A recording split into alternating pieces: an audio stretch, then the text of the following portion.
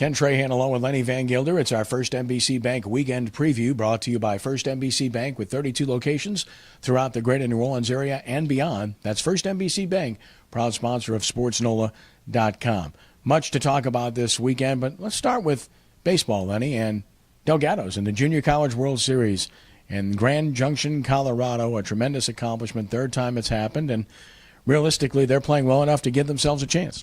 Well, they're going to find out really where they stand after the first game. They are the second-ranked team in America. Granted, polls are polls. You don't play everyone like you would in professional sports. But lo and behold, who do they draw in the first round? The number one team in the country, Chattahoochee Valley from Alabama, who's got extraordinary numbers out there. Their number one pitcher is signed with Auburn. They've got some talent, and it would be interesting to see just how these two teams adapt. Chattahoochee Valley has never been to Grand Junction before.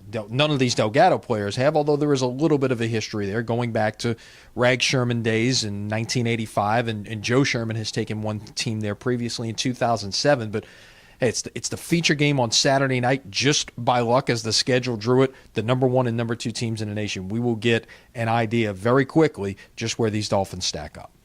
The LSU Tigers got off to a good start in the SEC tournament, and they continue there in Hoover, Alabama. And just projecting forward, what does LSU have to do to be a regional host? In my mind, they've got to get to the SEC championship game. If they do that, I think they're in. If they win the championship, then they're unquestionably in, because they're trending up and hitting the ball great, while some of the teams they're competing with, in my mind, to host regionals are trending down. Yeah, and again, you get a lot of it depends on what the committee in the room is evaluating, what is important to them as they sit down. It's not always the same thing, as we have learned over the years. And you and I have paid attention to Selection Monday in college baseball for a very long time. And you never see the same things year after year, just like in basketball. It's not always the same points of emphasis. But you know what I would say is this. You bring up a great point. This LSU team is playing better right now than they've played at any point in the season. Reality, you're probably looking at 4 SEC teams being number one seeds and hosting. And let's also straighten this out. This is not your father's NCAA tournament anymore. LSU can't write a check with a bid and get this tournament. They're going to award 16 sites and 16 regional hosts to the 16 number one teams. As long as you bid and you're a number one seed, you're going to get it. And everybody now that is in play has a facility or has access to a facility that will get it. So don't think that's the case anymore. 10 years ago it might have been, but it's not the case anymore. But if 4 SEC teams get it, can you really tell me that there are 4 SEC teams that are more deserving than LSU when we get to the end of this week? We'll have to answer that question come Sunday, but I would think it's a strong case they get the host. On the professional level, the New Orleans Zephyrs in the midst of a homestand, and they're getting a prime prospect from the Miami Marlins to pitch a game, and that's obviously an attraction and something that people are paying attention to. Yeah, you don't see many top prospects make their way through New Orleans. It's just the way it has worked. A lot of times, you take a guy like Giancarlo Stanton when he was still Mike Stanton. He went straight from Jacksonville in Double-A to the Marlins. Didn't see him here.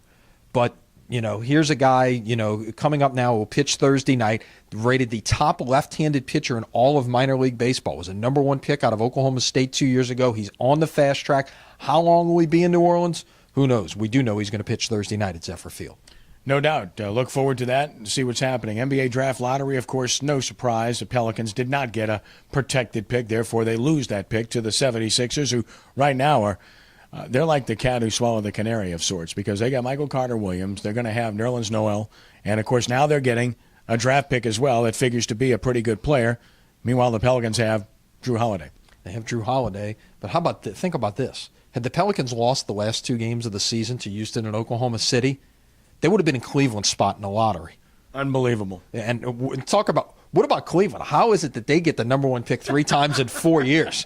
Maybe all of those conspiracy theorists out there about the draft. A lot of people thought, it's you got the Lakers and the Celtics sitting there. One of them is going to surely get the number one pick. Not so much. Cleveland with a 1.7% chance lands the number one pick. Which again, to me, faults the system. It's a stupid system, and it's antiquated, and I have no idea why they continue to perpetrate this when no other league does things this way, but they do. And the Cavaliers, who hired Mike Brown and signed a 5-year contract with him, fired him after 1 year. They can't do anything right. And now they're talking about trying to lure LeBron James back, and they keep getting manna from heaven. Remarkable stuff. The New Orleans Voodoo back in action on Saturday night against the Iowa Barnstormers at Smoothie King Center, and coming off of a win. They played very well at San Antonio. That was a pleasure to watch.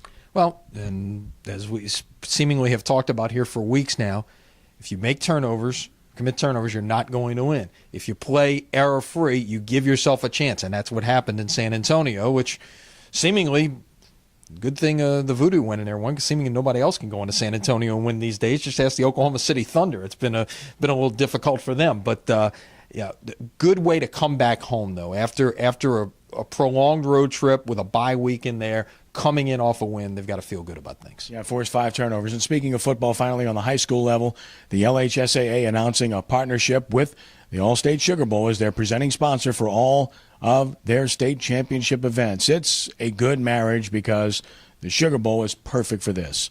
And State Farm moves on. All-State and the Sugar Bowl move in, and frankly, Lenny, I think it's a very good move on the part of both. Yeah, one thing that we know, being in this town, the Sugar Bowl has been a champion of amateur sports in New Orleans area, and for that matter, statewide for a very long time. And you're right, this is a perfect fit to bring these two together, beginning with the 2014-15 school year. All right, trending at sportsnola.com. Go back and check out the video from the Saints Hall of Fame press conference, the announcement of the induction of Aaron Brooks and John Carney into the Saints Hall of Fame.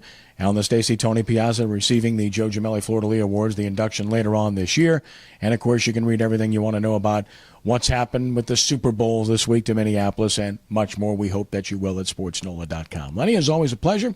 Have a great weekend. Yeah, enjoy your Memorial Day. We'll see you next week. All right, that's our First NBC Bank Weekend Preview brought to you by First NBC Bank with 32 locations throughout the greater New Orleans area and beyond.